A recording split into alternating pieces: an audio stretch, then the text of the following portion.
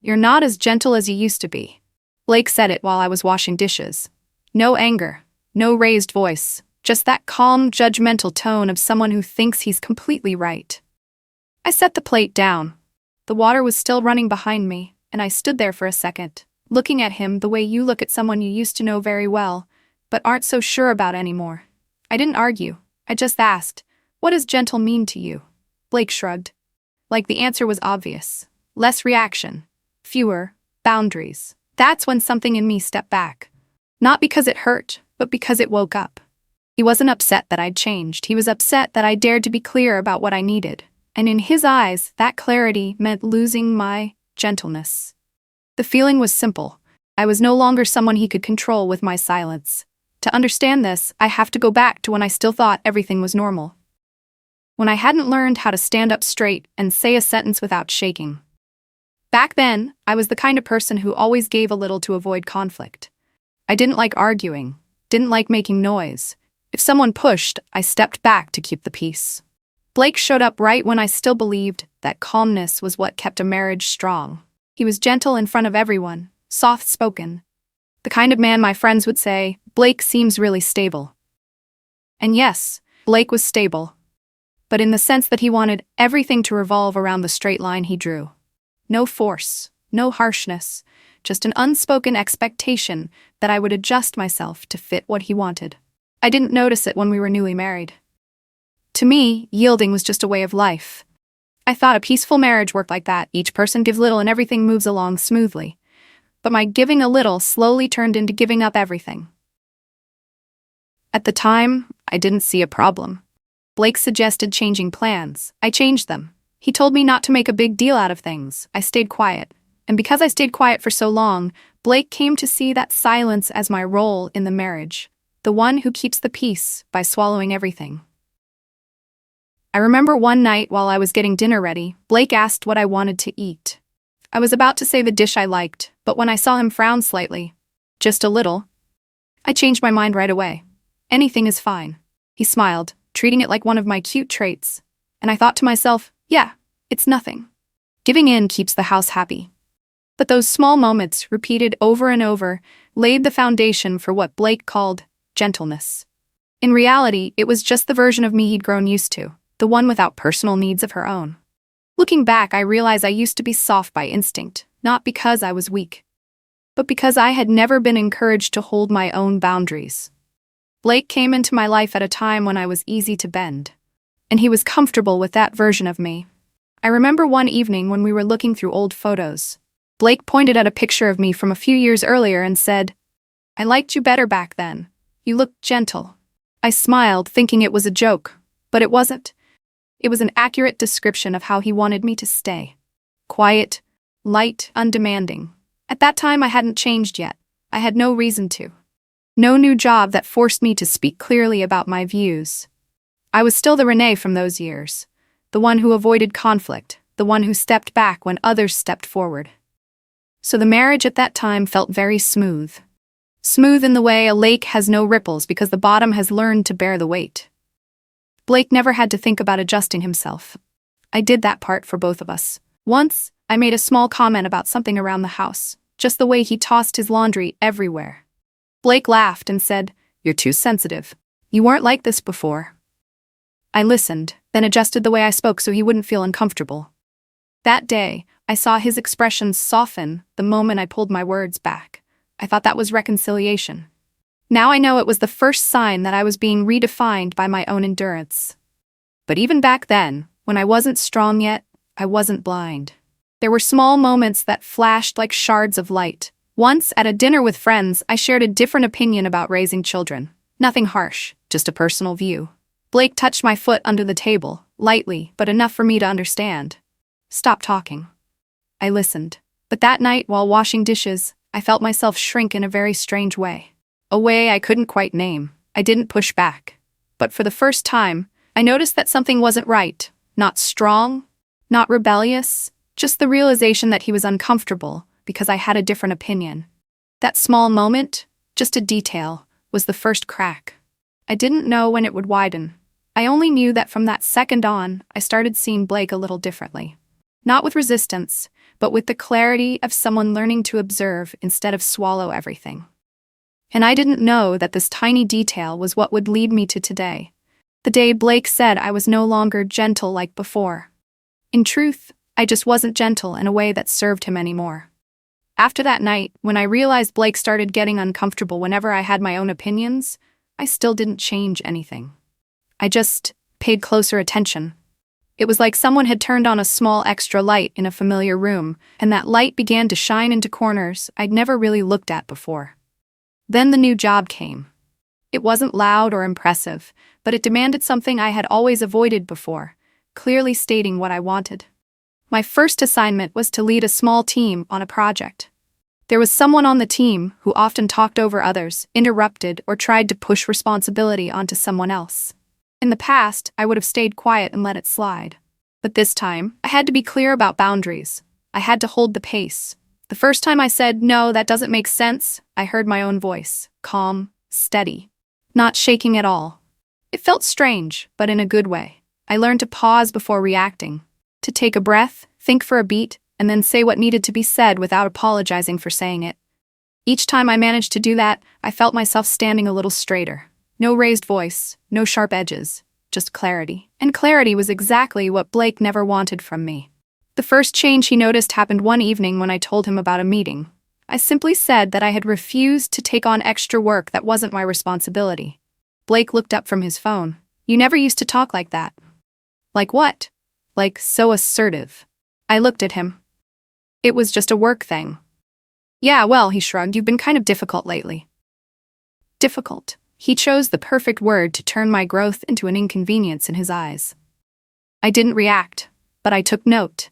The small cuts started showing up more often. At a family meeting with his sister, I was explaining my thoughts about dividing up the weekend plans when Blake cut me off, as if I were saying something wrong. "Let me handle it," he jumped in, his hand resting lightly on my back.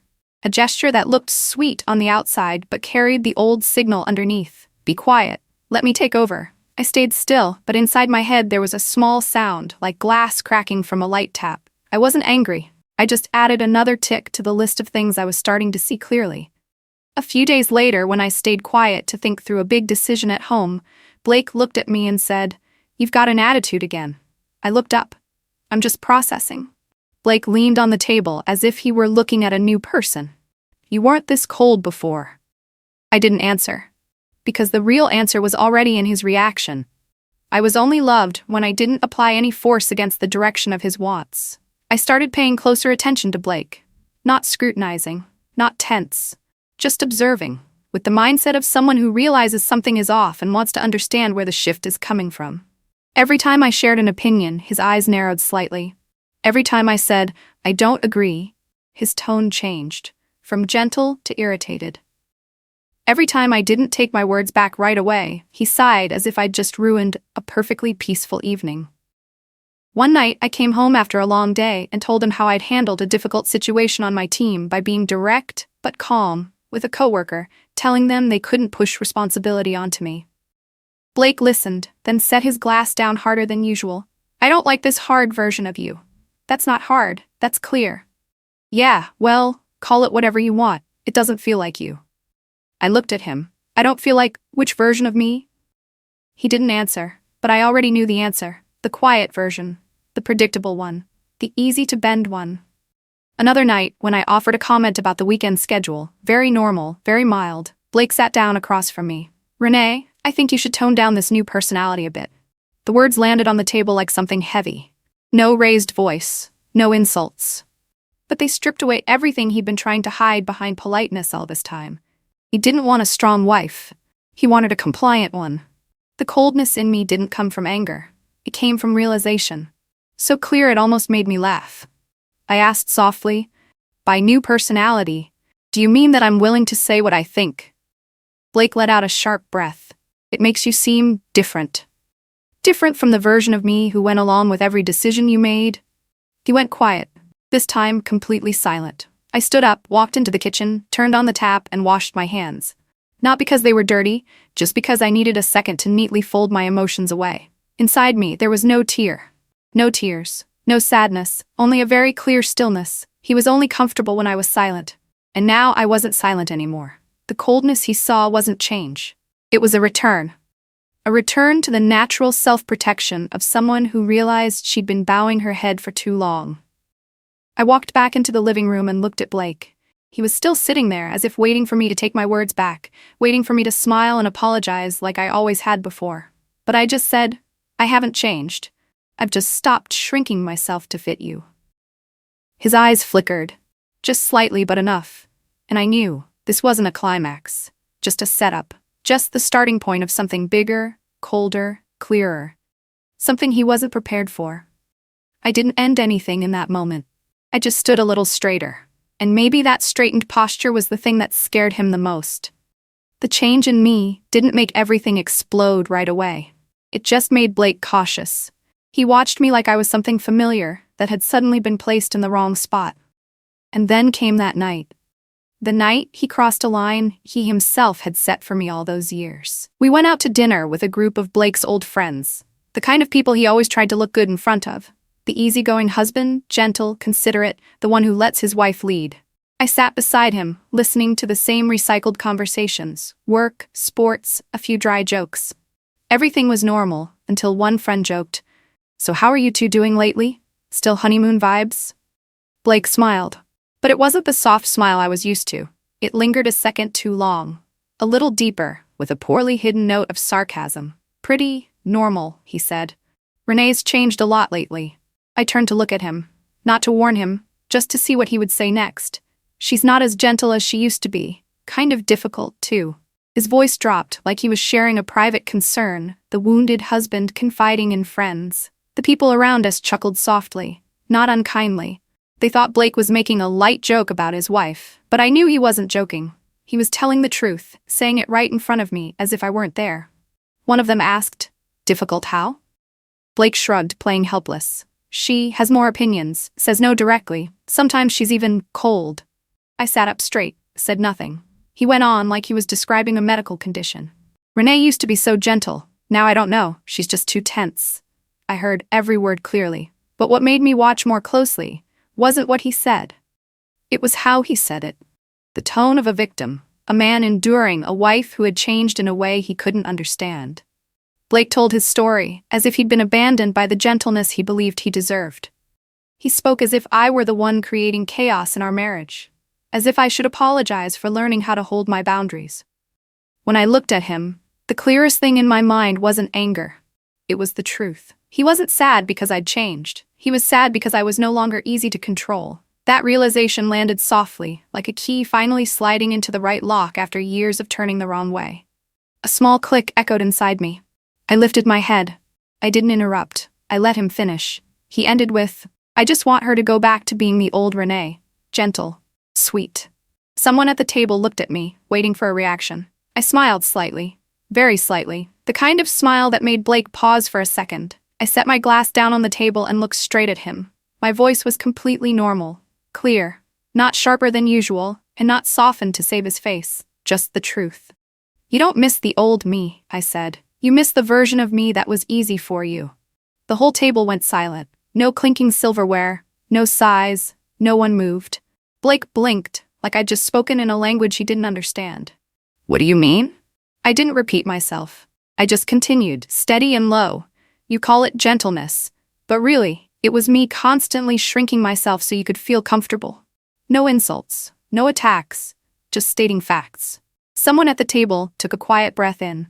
Another person looked down at their beer. They understood. Not because I raised my voice, but because my words placed the image Blake had spent years building right next to a raw, uncomfortable truth. Blake opened his mouth, ready to respond. Then he stopped. For the first time that night, he couldn't find a role to play. No one said anything for several long seconds. I didn't look at anyone but Blake, and I saw him pull back slightly. Not much, but enough for me to know the blow had landed exactly where he was weakest, his image. He was used to telling the story in a way that favored him. Used to being seen as the good-natured husband. Used to having me as the soft backdrop he could stand against. But that night, everything he'd been hiding behind that gentle smile suddenly became transparent. Not because I exposed him in a humiliating way, but because one simple truth made everything he'd built feel out of place. "I'm not cold," I added. I just don't stay silent anymore so you can feel comfortable. One more sentence. Clear. Enough. No knives, but sharp. The group looked at me like they'd never heard a calm voice carry that much weight before. Blake leaned back in his chair. I saw his throat move as if he were swallowing something stuck there.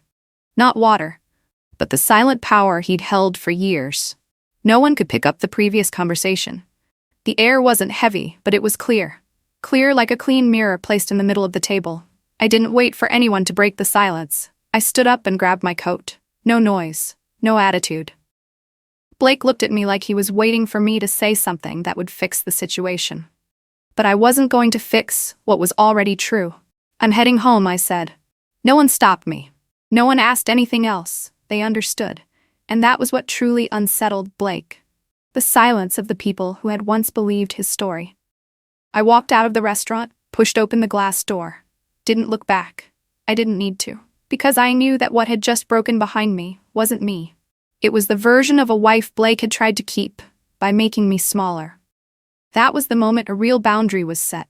Not with anger, not with shouting, but with the weight of a truth he could no longer avoid. And from that second on, the only thing left was the transition into a part he had never anticipated. That night, after I left the restaurant, nothing inside me trembled or shattered the way I'd always imagined it would whenever I confronted Blake.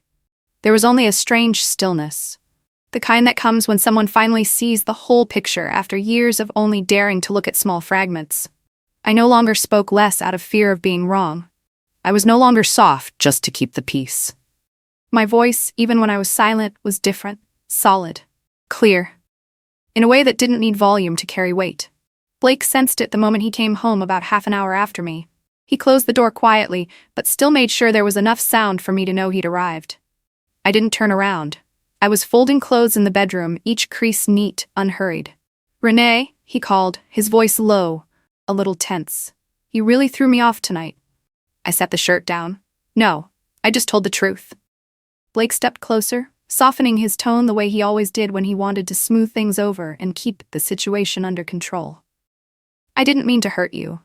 I'm just under a lot of pressure lately. Work's been heavy." I wasn't paying attention to how I spoke. I stood straight, looking at him like we were talking about a stranger. He talked about me while I was sitting right there. That's not pressure. That's a pattern. He swallowed. "I just want things to be like before. You used to be ease." Blake stopped himself for a second, realizing he was about to say the exact thing I'd already called out in front of his friends. "I mean, easy to open up to. Easy to talk to." I nodded slightly, not to agree, but to let him finish. "I'm afraid of losing you," he added, the familiar closing line he used whenever he felt his position slipping. But what he didn't understand was that I no longer reacted to lines like that. Before, I was afraid of losing the peace. So whenever he said, "I'm afraid of losing you," I would soften. Now those words no longer reached the same place in me. "You're not afraid of losing me," I said calmly. "You're afraid of losing the version of me that makes you comfortable." Blake opened his mouth to argue, but I raised my hand slightly, not to command, just a small gesture to hold the pace. He went quiet immediately, a reflex shaped by years of him being used to talking while I was used to listening. My voice was sharp, but not cruel. I didn't become someone else. I just stopped shrinking myself. That sentence was like a window thrown open, letting cold air blow between us. Blake took half a step back. It was clear he heard it differently than anything I'd ever said before. It wasn't an argument. It wasn't a plea. It wasn't an attempt to soothe him. It closed a chapter he thought I'd be stuck in forever. Blake shifted to a different kind of grip, one that sounded reasonable but was hollow. "I can change. Just tell me what you want." I looked at him, and for a moment, I saw clearly that he wasn't saying this because he wanted to adjust.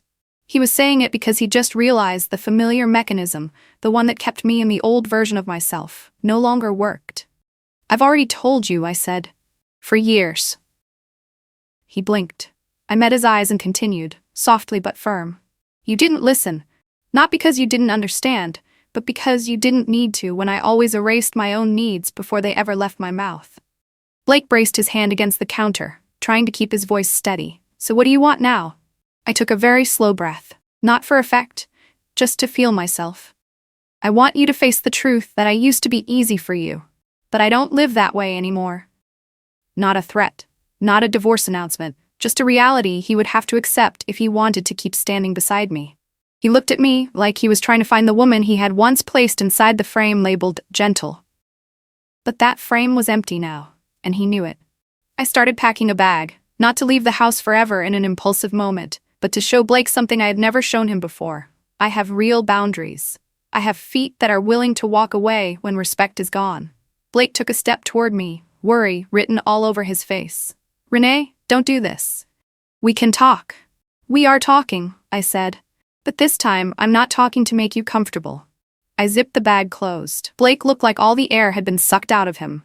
Not because I yelled at him, I never did, but because I did the one thing he never thought I could. I stepped out of the loop he had built out of my one-sided gentleness. I looked at him for a long moment, not sad, just clear. "I don't need to win against you," I said. "I just need to stop staying in the version you want me to play." Blake shook his head, trying to reach for me. I stepped back half a step, not avoiding him, just keeping distance. That distance was what scared him the most, not physical distance, but the distance of awareness, the distance that comes when I no longer see him as the axis my life revolves around.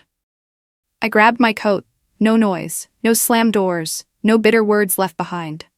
I said just one sentence, not to punish him, but to make him understand what had truly ended. "I'm not leaving because I changed. I'm leaving because I woke up." Blake stood there, neither moving forward nor stepping back. In his eyes, I saw something he had never let show before. He didn't lose a gentle wife. He lost someone who had once allowed him to decide how she existed. I walked out. The door closed behind me. Softly, but enough to draw a clean line between before and after. And for the first time in a very long time, I didn't feel like I was becoming stronger. I felt like I was returning to my true size. I left without a sound. The most surprising thing wasn't that I walked through that door, it was the silence behind me. Blake didn't follow. He didn't call out. He didn't try to grab my hand the way the scenes in his head had always assumed he would. There was only a very small intake of breath. The sound of someone realizing that everything familiar was no longer on their side. In the days that followed, I heard from a mutual friend that Blake had changed completely. Not in the way he once accused me of, but in the way of someone who had lost his center, not because of love, but because the power he'd built in silence had been taken away. Blake said the house felt empty, that breakfast was quieter than before, that the air felt heavy. I listened, but I didn't feel victorious. Not amused, not satisfied. There was only a clear understanding settling inside me. What he missed wasn't me. What he missed was the gentleness he'd assigned to me as an unspoken right. The right to my silence, the right to my self-adjustment, the right to make me smaller so I could fit him. And when I was no longer gentle, by that definition, he didn't know where to place me in his life anymore. Blake wasn't used to seeing me at my true size. A friend said Blake was falling apart because he was seeing himself more clearly than ever before. The image of the gentle husband no longer had anyone holding it up. No one left to compensate for the decisions he imposed and called reasonable. No one left to stay silent so he could keep his decent exterior in front of others. He didn't lose me. He lost what he had been using me to hide. As for me, when I look back, there's no sense of triumph, no desire for revenge, no leftover anger. I see one simple truth, light enough to feel freeing. He didn't destroy me. He only helped me see how strong I became the moment I stopped bowing my head. I realized nothing actually collapsed in a single night. It just became clear in one night. The coldness in me isn't a wall built from hurt. It's a boundary I never had the confidence to keep. And when that boundary finally appeared, I saw something more frightening than losing each other. Staying in a version of myself that was never truly mine. I chose to leave, not to make Blake pay. I left because I finally understood that staying would pull me back into my old size, a size shaped by his needs, not my nature. Staying would have been a betrayal of myself. Leaving was honesty. One afternoon, as the last light of the day slanted into the room I was temporarily renting, I sat on the floor and looked at the few small things I'd brought with me. Everything was neat, light, nothing felt binding, and I understood this. Freedom didn't begin when I walked out of the house. It began the moment I spoke my first sentence in a voice that no longer shook. I didn't need to win against Blake. I didn't need him to admit fault. I didn't need him to understand everything. I just needed not to stay. That leaving, without chaos, without arguments, was the final part of the revenge arc. A kind of revenge with no smashing, no screaming, no humiliation. Just letting the truth stand where it belongs and letting the other person deal with the emptiness that truth creates. Blake was humiliated, not because of anything I did, but because, for the first time, he no longer had the power to define me. When I look back on the months before that, what brings me the most peace is realizing I never lost my gentleness. I just stopped using it as a shield to cover my fear. I'm still gentle, just not in a way that benefits others at my expense. I'm still soft, but I no longer lower my volume to fit into someone else's space. I still know how to love, but I no longer love by shrinking myself. The coldness in me isn't an ending. It's the beginning of a woman who knows how to stand at her true size. And sometimes that very act of standing straight is what makes others no longer able to accept you. Before ending this story, there's just one thing I want to ask you, something I believe many people have experienced but rarely say out loud. Have you ever grown strong enough that someone could no longer tolerate the real version of you? If you have, what did you do? And which part of you changed forever after that moment? Let me know your thoughts in the comments below. The story ends here. Thank you for listening.